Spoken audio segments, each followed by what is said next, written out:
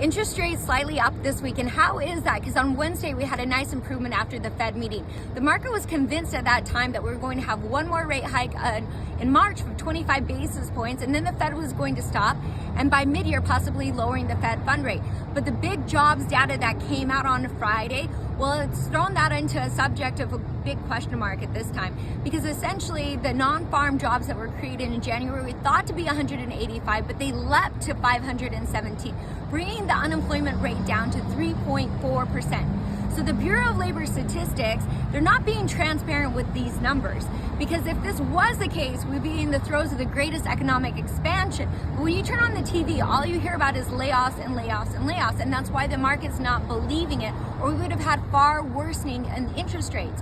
But what they do agree on is that wages have continued to go up and people are working more hours a week, which Powell has made very clear that this is a concern as they're looking to get the inflation down to 2%. You had Bank of England and the ECB raise 50 basis points this week. Strong manufacturing, so the economy is slowing down, inflation's coming down, but it's not enough for the Fed to stop and pause come March. So keep an eye on it. In the meantime, you guys be safe, and I'll talk to you soon.